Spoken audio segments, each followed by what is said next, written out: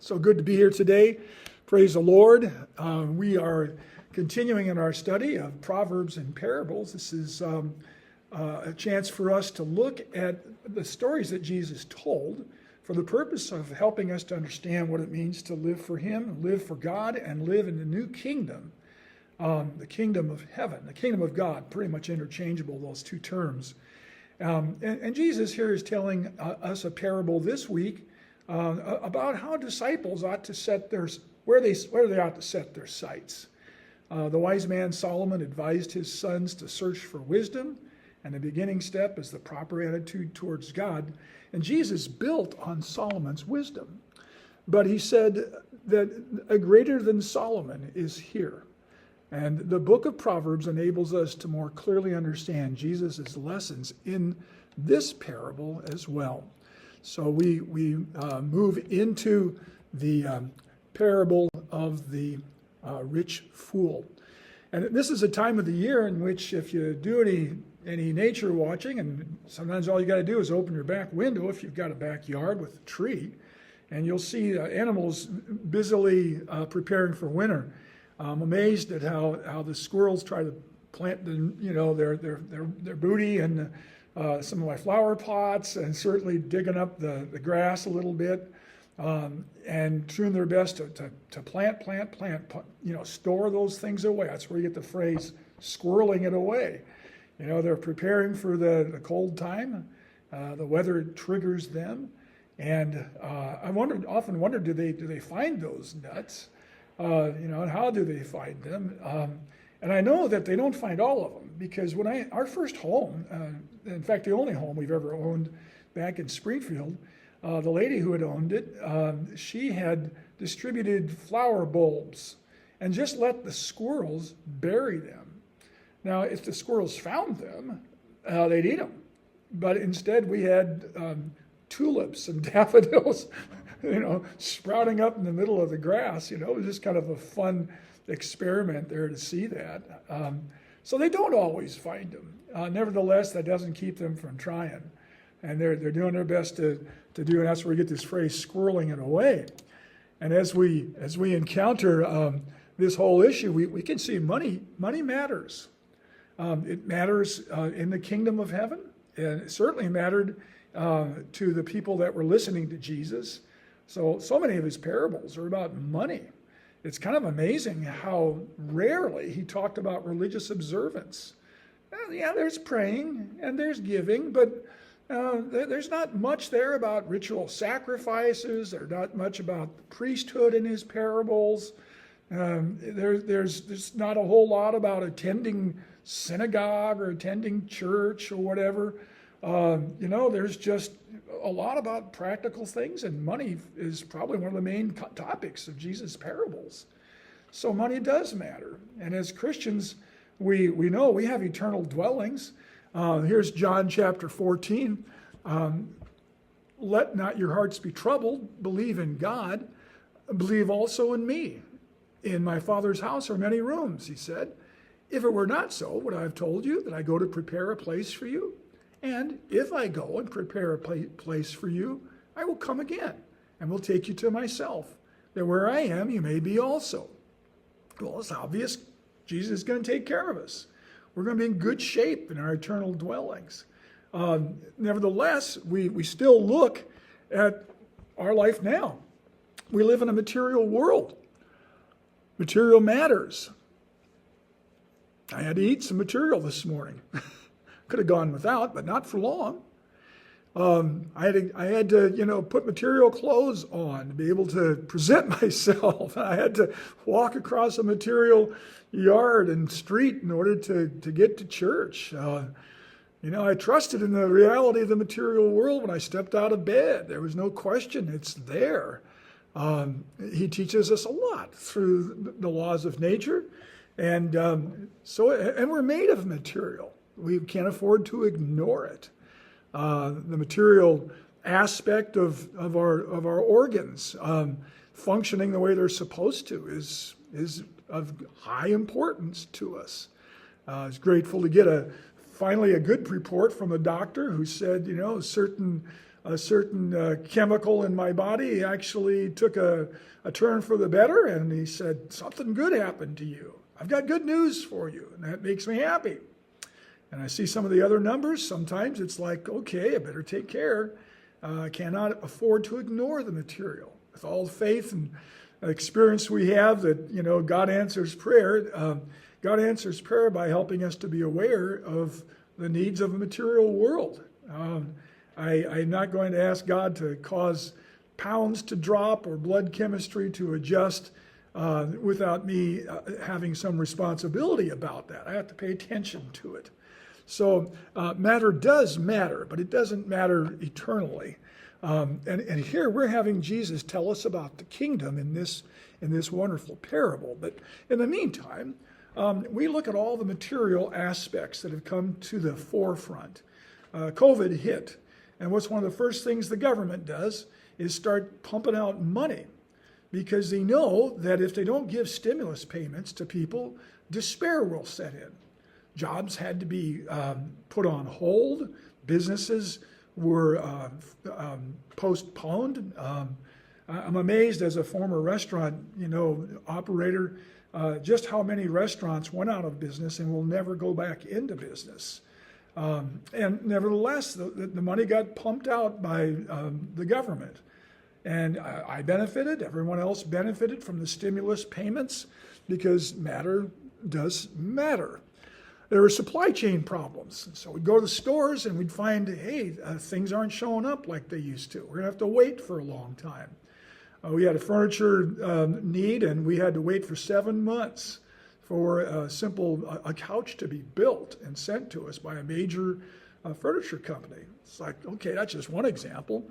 And that happens when the material flow is suspended or slowed down. Energy prices certainly have been a concern. They have a lot to do with the war in Ukraine right now. Putin, one of the richest men in the world, wants to control prices with the great energy reserves that exist in Siberia and other places in Russia.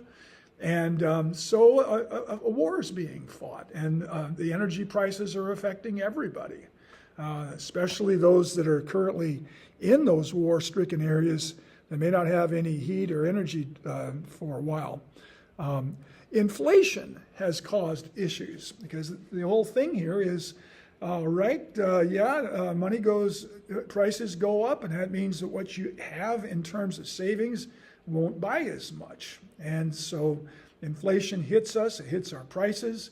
I am on Social Security, and so I was happy to see that the Social Security payment's going to go up by 8.7%, but in reality, that's only going to keep us even, because inflation has resulted in price increases of about 8.7%. I had a job for 12 years, and I got started at a certain pay, and over those 12 years, I got 3% increase over 12 years. Well, because of the slow inflation, it didn't hurt me as much then as it would now, but nevertheless, every year, in effect, I was making less money. And 3% over 12 years doesn't cover how much prices increased during those 12 years. So inflation and our savings are being impacted, and that's all has to do with the flow of things, goods and services into our lives. Property crimes are a big concern right now, and we've seen these videos of violent crimes in the subway and on the streets and so forth, but what may not show up as much is all the things that are being stolen. And the things that are being stolen for which people will have to pay very little cost if they get caught for stealing them. But obviously there's a risk involved in stealing things, and it's worth it to the criminal because he wants those things. Vivid images of individuals who took videos during the riots in the summer of 2020 in basically calm areas where people took advantage of the unrest and the lack of law enforcement, broke windows and emptied out the stores of neighbors, emptied them out because they wanted those things. property crimes. I saw that there is an alarm now you can get for your catalytic converter because catalytic converters have precious metals in them and they're easy to steal. So some of the newer cars are being equipped with catalytic converter alarms. That'll go off if somebody tries to tamper with it. It doesn't take much work to get those things off your car. And so property crimes are definitely an evidence that matters to some people very much. And you know, here we've got the squirrel trying to protect his belongings, and you know, we're informed of identity theft and the way that savings must be made secure. Be careful how you invest. I've had some people that said, you know, we don't trust banks anymore. I want to buy outright gold and silver. And it's like, okay, the business is going to continue. Banks will continue to make money and share it with those who participate. But nevertheless, there's a concern. We have to protect that because it represents material needs that we have and material wants. So we have the parable of the rich fool, Jesus tells. And let's be careful as we look at this parable because I think there is a measured response that we should have. In chapter 12 of the Gospel of Luke, we have Luke telling us, don't fear those who kill the body and after that have nothing more that they can do in verse 4. The thing has to do with recognizing what really is eternal. And he points to the leaven of the Pharisees, that they're hypocrites, that there is a greed that unfortunately moves the Pharisees. And then he tells this parable to a crowd. And it sounds like there are thousands of people here. And someone just steps up in the crowd and says to the rabbi, "Teacher, tell my brother to divide the inheritance with me." But he said to him, "Man, who made me a judge or administrator over you?" And he said to them, "Take care and be on your guard against all covetousness, for one's life does not consist in the abundance of his possessions." And he told them a parable, saying, "The land of a rich man produced plentifully. And he thought to himself, 'What shall I do? For I have nowhere to store my crops.' And he said, I'll do this. I will tear down my barns and build larger ones. And there I will store all my grain and my goods. And I will say to my soul, 'Soul, you have ample goods laid up for many years. Relax, eat, drink, and be merry.' But God said to him, 'Fool, this night your soul is required of you, and the things you have prepared, whose will they be? So is the one who lays up treasure for himself and is not rich toward God.'" Interesting story. And I want to jump right in the middle of it, verses 16 through 19. The land of a rich man produced plentifully. He's already rich. And he's getting richer. Well, the rich get richer, they say. Some of them lose their money. Some of them lose their money a number of times. But we like to look at the ones who are rich and get richer. How much money is enough? Just a little more. Let's jump right into the middle here. And he said, he thought to himself, "What shall I do? For I have nowhere to store my crops." And he said, "I'll do this. I'll tear down my barns and build larger ones. And find new places to store all the good things because the investments are coming in. And there I'll store all my grains and my goods. And I'll say to my soul, 'Soul, you have ample goods laid up for many years. Relax, eat, drink, and be merry.'"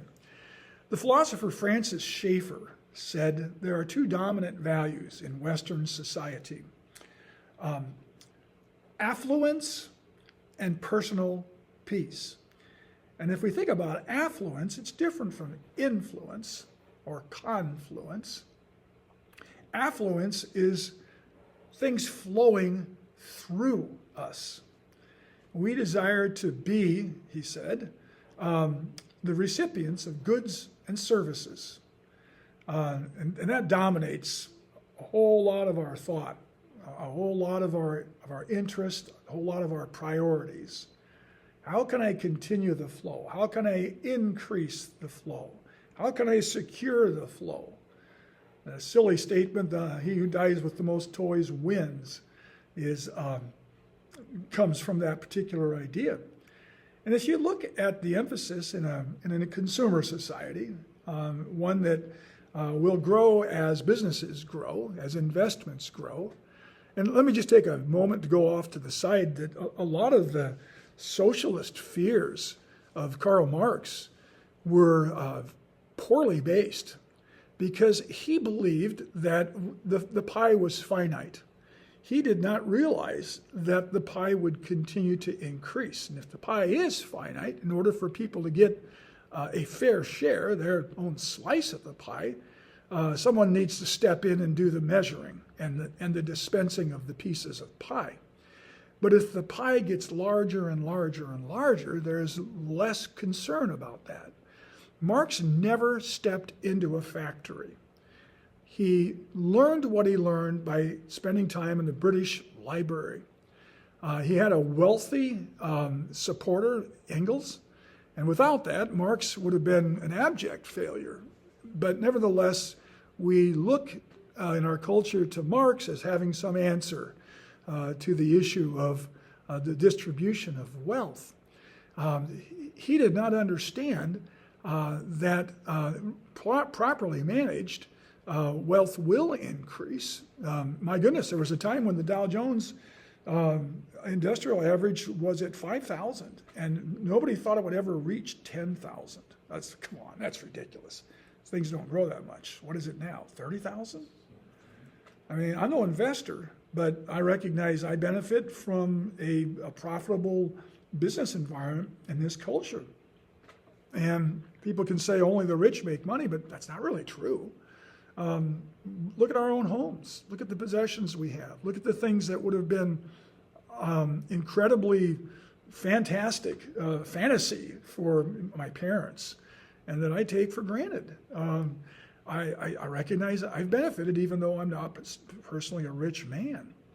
So I don't think this is a parable against wealth, but I think it's a parable that talks about how wealth can lull you and it can change your priorities. I mentioned Schaeffer said there are two values, affluence and personal peace. And by personal peace, Schaeffer meant, I want to be left alone to do what I want to do. You leave me alone, I'll leave you alone. Personal peace. In other words, I'd like to be able to do whatever I want to do with all the good things and services that are going to come to me if I'm successful. It's up to me. I am entitled to do what I like with what I've earned. And those two things certainly define a lot of what are priorities in the lives of people in America. It's kind of prophetic in pointing those things out. You have ample goods laid up for many years. Relax, eat, drink, and be merry. In other words, you're going to build your investment portfolio. That's what it amounted to, the first century version of it. Let's get secure. Let's get ourselves ready so we can sit back and simply live the good life. Eat, drink, and be merry is an issue that shows up here. Well, Jesus knew about Solomon. And interestingly enough, this eat, drink, and be merry trifecta shows up much earlier, about 900 years earlier in the Bible. And we look to one of the books that Solomon authored, the book of Ecclesiastes. So if we'll turn to that, we'll see some more things that look like Proverbs. Out of the mouth of a very wise man, you can expect more than just the book of Proverbs to issue forth, and certainly it shows up here in this book of Ecclesiastes. But Ecclesiastes is about a journey towards meaning, and we'll see a slightly different emphasis in the things that Solomon has to say here. He said in verse 15 of chapter 8, I commend joy For a man has nothing better under the sun but to eat and drink and be joyful. For this will go with him in his toil through the days of his life that God has given him under the sun. And under the sun, of course, is repeated twice. It's pretty important. If we're living an earthbound life, Solomon says, learn how to enjoy it. Eat, drink, and be joyful. You're going to have work to do. And even the work that he did as a man who needs to work, even though he had no material wants. No material needs. He was totally rich. But we're going to take a look at chapter 2 and see how he came to this conclusion. I commend joy. Make yourself happy. Find a way to be happy with your earnings. I said in my heart in chapter 2, come now, I'll test you, that is, I'll test wisdom. I'll test wisdom with pleasure. Enjoy yourself. But behold, this also was vanity. I said of laughter, it is mad, and of pleasure, what use is it? He's looking for meaning. I search with my heart how to cheer my body with wine. My heart still guiding me with wisdom. In other words, he didn't lose his wisdom in his search for meaning in consumption of wine. And how to lay hold on folly, till I might see what was good for the children of man to do under heaven during the few days of their life. I made great works. I built houses and planted vineyards for myself. I made myself gardens and parks and planted in them all kinds of fruit trees. I made myself pools from which to water the forest of growing trees. I bought male and female slaves and had slaves who were born in my house. I had also great possessions of herds and flocks, more than any who had been before me in Jerusalem. I also gathered for myself silver and gold and the treasure of kings and provinces. I got singers, both men and women, and many concubines, the delight of the sons of men. So I became great and surpassed all who were before me in Jerusalem. Also, my wisdom remained with me. He's not turning his back on the wisdom that God gave him in this pursuit of meaning. And whatever my eyes desired, I did not keep from them. I kept my heart from no pleasure, for my heart found pleasure in all my toil, and this was my reward for all my toil. Then I considered all that my hands had done, and the toil I had expended in doing it, and behold, all was vanity and a striving after wind, and there was nothing to be gained under the sun. So experience taught him about finding a way to be joyful in the midst of all you're doing. Jesus knew this was a teaching, and also the lack of fulfillment that comes from mere enjoyment. There is something called the hedonistic paradox, and that is the more you seek pleasure, the harder it is to find it. It's kind of like that, the stubborn donkey. You're trying to get the donkey to move, and so you take a stick and you attach it to the bridle and you have it out in front of him and you hang a string from it, and from that string you tie a carrot. And every once in a while the donkey manages to get one little nibble of the carrot. Then it swings away from him and he keeps on walking in order to get to that little bit of enjoyment. That's the hedonistic paradox. The more you try for pleasure and happiness, the harder it is to find it. We know this because of the escalation in the practices of people whose primary goal is pleasure. People are not satisfied with simply a little buzz off of one joint of marijuana. It's going to lead to a desire for continuing pleasure. Tends to result in using more of it. And eventually it will lose its impact and you'll move up to something better in terms of getting more of a pleasure payoff. Same thing happens in a variety of areas I won't go into.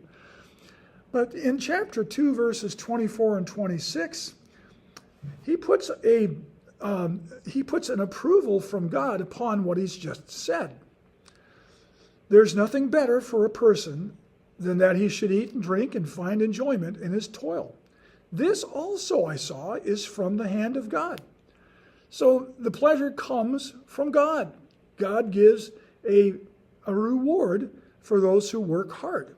For apart from him, who can eat or drink or who can have enjoyment? For to the one who pleases him, God has given wisdom and knowledge and joy. But to the sinner, he has given the business of gathering, collecting only to give to one who pleases God. Here we don't have a repudiation of seeking wealth, of being hardworking, of getting toil, and we don't find that in the parable of the rich man either, of the rich fool. We don't find Jesus saying no one should try to get rich. We do find another issue. But Jesus knew he could build off of the statement, eat, drink, and be merry, because of the awareness of people of what Solomon had said. Now, in order to get a good feel for how the parable is influenced by the prior giving of the teachings of the book of Proverbs, we turn to the book of Proverbs and we look for the parable's themes. And one of those themes is covetousness and greed.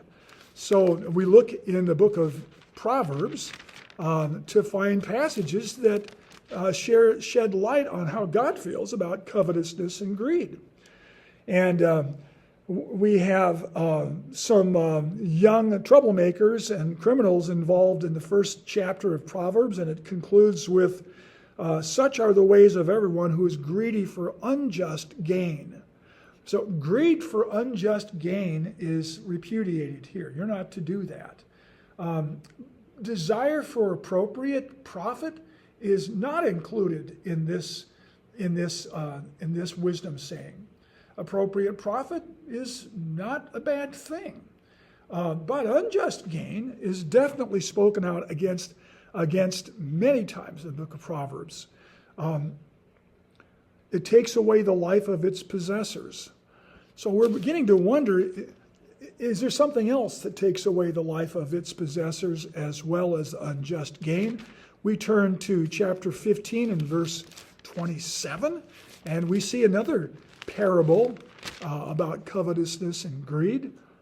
Whoever is greedy for unjust gain troubles his own household, but he who hates bribes will live. All right, we see that God is unhappy with those who charge too much, who try to get more than what is due to them. Unjust gain. And greed for that can cause all kinds of trouble. My goodness, I know of young people who think they're going to make their first million off of YouTube videos. Or I know of people, obviously, someone's paying for these advertisements during our sports events, of those who are betting on sports events. It's incredible how badly we are infected with this desire to bet and make money. Even during certain plays, at certain turns in the game, the screen will flash what the odds are that somebody is going to win the game at that point. We're looking more and more to the odds makers. Obviously, someone's spending money in this way. And that's one of the reasons why gambling is so dangerous, because it's a way of making money with doing virtually nothing. Is that unjust gain? I think that probably falls in the category. But it's legal, so people are allowed to do it. We also see agricultural prosperity taking place in the parable. And so that is mentioned in the book of Proverbs and alluded to in chapter 3, verses 9 and 10. Honor the Lord with your wealth and with the first fruits of all your produce. Then your barns will be filled with plenty, and your vats will be bursting with wine. We don't know about this rich man, whether he did that or not, but there's nothing wrong with the barns being filled with plenty and vats being bursting. And so this is not a parable Jesus is telling against that, because God can cause your business to flourish. He intends to bless. I've been very active in the book of Genesis lately, and my goodness, Abraham's flocks increased, so did Lot's, to the point where their herdsmen were quarreling. There were too many conflicts. They had to split up, and that brought about the Sodom and Gomorrah story. But chapter 30, verse 27, but the locusts have no king, yet all of them march in rank. Now, how does this have to do with agricultural prosperity? Locusts can turn the agricultural prosperity into poverty in a matter of a week. They ravage the land. They leave nothing behind. And they're quite disciplined, it says here in the book of Proverbs. It's kind of an interesting reference to how quickly your riches can go away. In chapter 31, verse 16, the virtuous woman is commended for considering a field and buying it. Why did she buy it? She wants to plant things and make money. With the fruit of her hands, she plants a vineyard. So she's able to do this because she's prior been busy and prosperous. So this man prospering is perhaps part of the way God gives common grace to the world. People who don't know Jesus, don't know God yet, can be prosperous. And that goodness is intended to lead them to God. The goodness of God, the kindness of God leads men to repentance, it says in Romans 2:4. So I see prosperity as something God does not frown upon. However, it is insecure. And we look at chapter 11, verse 28, about the insecurity of those fleshly things. Carnal is a term used to refer to the things that only benefit the flesh. Verse 28, whoever trusts in his riches will fall, but the righteous will flourish like a green leaf. Another agricultural reference here, or at least a forestry reference. Green leaves are full of life. They produce new food and to build that tree. The righteous will flourish, but the fruit of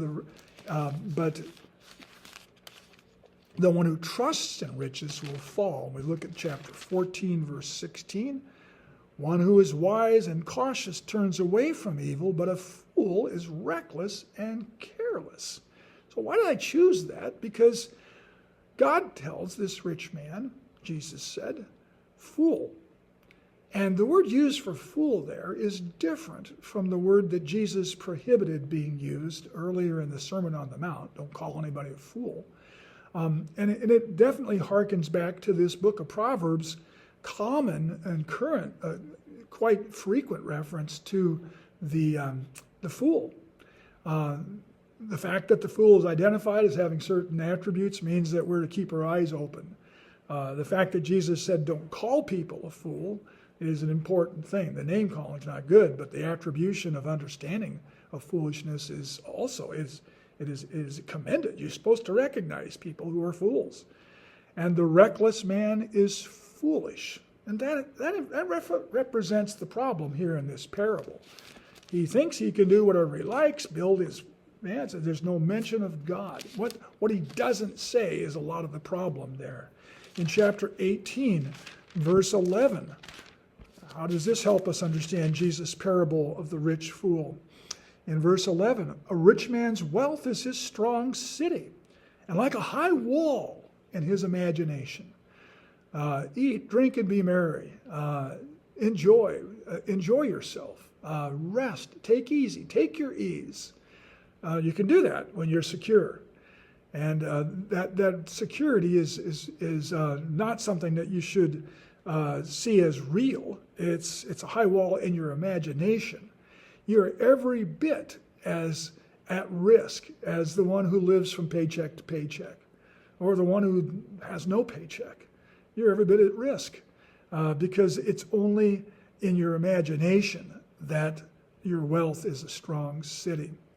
In chapter 19, verse 23,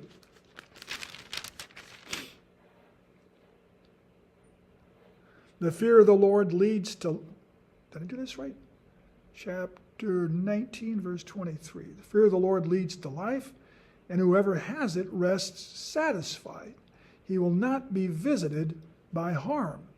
But you see, he's wanting to rest satisfied with no mention of God. He doesn't have this promise to be covered, because at night his soul will be required of him. In chapter 27, verse 1. Do not boast about tomorrow, for you don't know what a day may bring. My goodness, this one certainly must have echoed in the hearts and minds of those listening to this parable, because it's the very next day, that night, that his soul was going to be required of him. Pleasure seeking is mentioned in the book of Proverbs. We've already seen it in the book of Ecclesiastes, another book written by Solomon. But in chapter 7, verse 16, we see the folly of pleasure seeking. And here it says, I have spread my couch with coverings, colored linens from Egyptian linen. Of course, the one speaking this is a woman trying to seduce a simpleton to come in and engage in sexual fornication with her. But the appeal is, it's going to be fun. It'll be pleasurable. And it says her path leads down to Sheol, to the grave. Chapter 21, verse 17 says, whoever loves pleasure will be a poor man.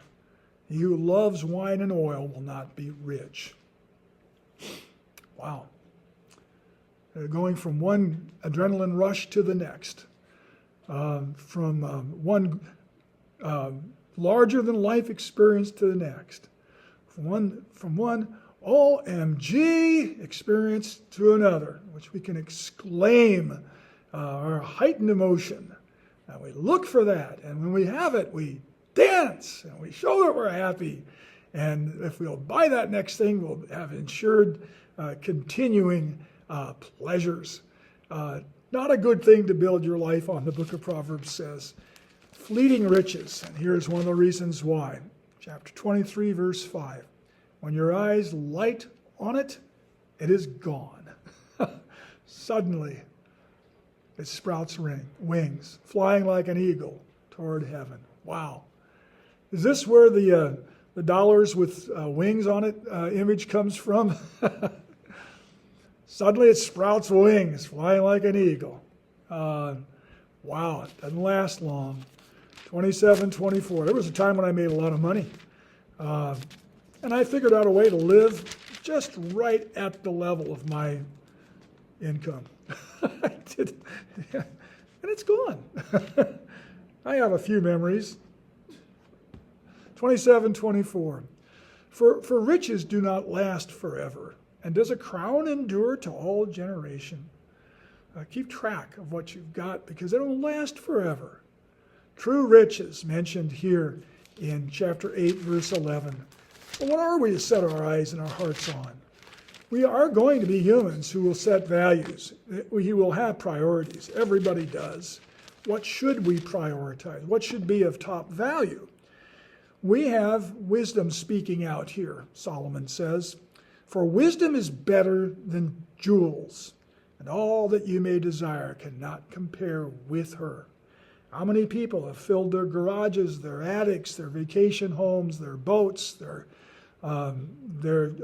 investment accounts, and they have no wisdom. They've got no idea why they're even here. Wisdom is better than jewels, and all that you may desire cannot compare with her. Pleasure is desired, but it's of far less importance.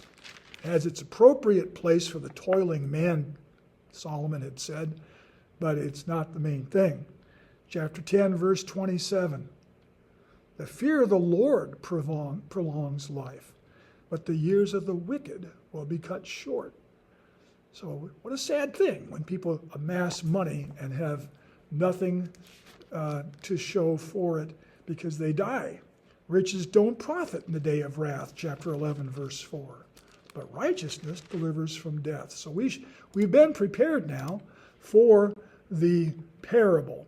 And Jesus bookends this parable, and we've got to bring this to a conclusion, with take care and be on your guard against all covetousness. And this great saying then comes: one's life does not consist in the abundance of his possessions. How do you measure a successful life? It's not by counting up the things you've got. I have a lot of things. I'm grateful. I have no more need of books, but I'll continue to find some that interest me. I've got all the books I could possibly read in a couple lifetimes. I have a place to relax. I've got food in my stomach. I've got a beautiful scenery to look on. But that is not my life. It can't be. I have riches beyond compare because of the contentment that comes from knowing where I stand with Jesus Christ. Jesus said in chapter 12, verse 21, "Foolish is the one who lays up treasure for himself and is not rich toward God." Jesus doesn't tell us what being rich toward God entails. He just tells us that physical, material possessions and experiences are not enough. They won't work. Your time will come up. God said to him, "Fool, this night your soul is required of you, and the things you have prepared, whose will they be?" He's called a fool, so he's probably not a righteous man. He's probably a sinner. And he's probably going to stand naked before God and have nothing to show for his life. So watch the next funeral procession in traffic. There's no U-Haul behind the hearse. We can't take it with us. And in a culture that's concerned about its ability to hang on to its riches, we need to be focusing on the riches that we'll never lose. And that is being rich toward God, Jesus said.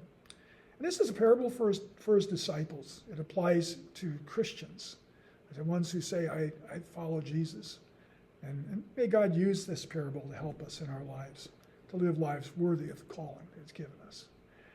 Thank you for being here. And if the Lord brings you back next week, I'll welcome you. God bless you.